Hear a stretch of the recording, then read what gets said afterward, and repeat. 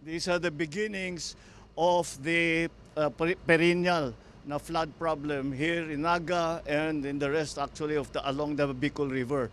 Alam naman natin, ito basin.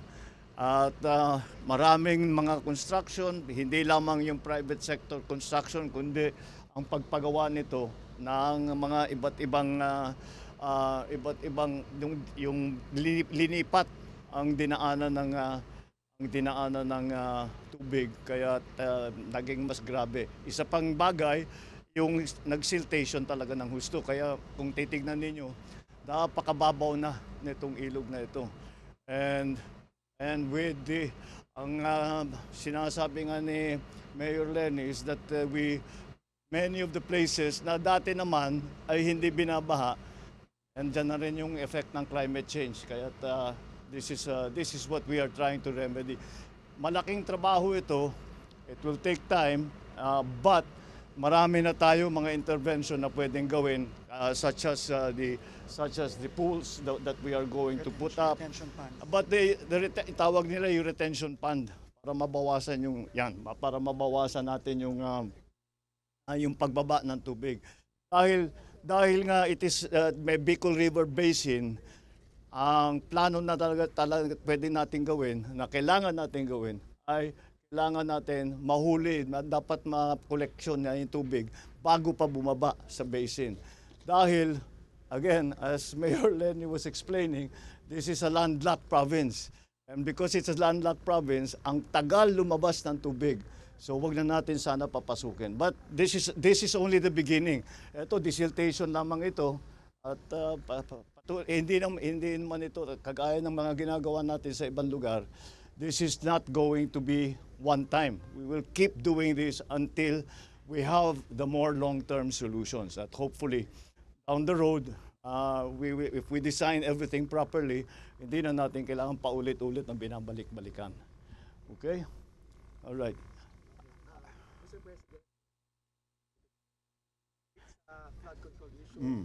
Nakikita po ang visit ninyo sa Naga City in the lens of politics.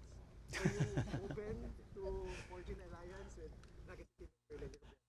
Alam mo, hindi namin pinag-uusapan yun.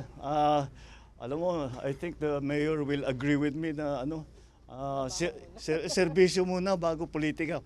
The most political thing that we did today, I wore my pink socks.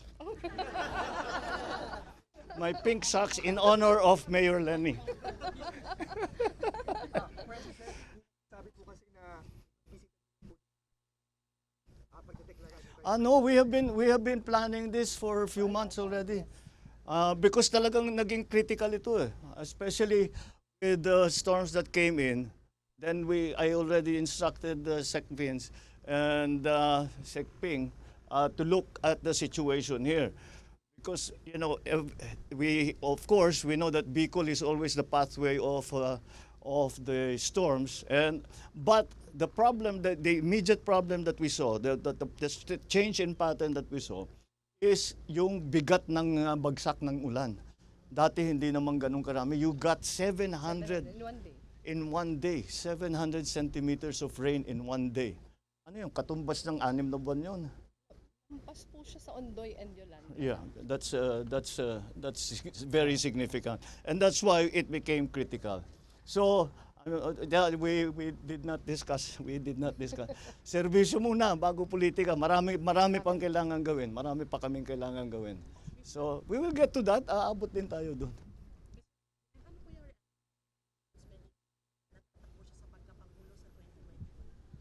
Again, politics. Nothing really. That's her choice. Mr. President, how about the willingness of Senator Amy to run alongside? Again, this is all politics. We're not going to discuss politics now. We are talking. What we are here for is to try and find solutions to this very important problem, very critical problem that we have not only here in Naga City but also in Kamsur, and for that matter, for the whole of Bicol. That's what we are concentrating on.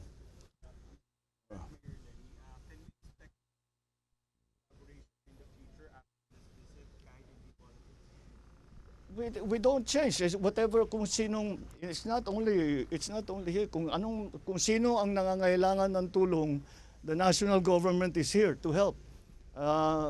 So as you know, I came from local government, kaya I have great sympathy for the situations of local government, the different constituencies, the cities, the provinces, the towns, the municipalities. Kaya whoever comes to us for help, we will do what we can to help. There is not an increase, there is not a decrease, it's not political, it's only because it depends on the need. And that's why we are here today. All right? Sige. Well, I'm sure we will inspect it when it's further when the project is further along. We'll bring you back here, especially Maharlika Highway, because yun ang. In fact, many of the problems were identified because of our inspection of the Maharlika Highway rehabilitation and repair. Doon nakita, marami talagang nakita. Dinapitan tayo ng national government, ng mga local, at sinabi, pagka natignan na ninyo yung Maharlika, doon na tayo, tignan naman ninyo yung baha. And that's what happened. Okay, maraming salamat. Thank you. Good morning.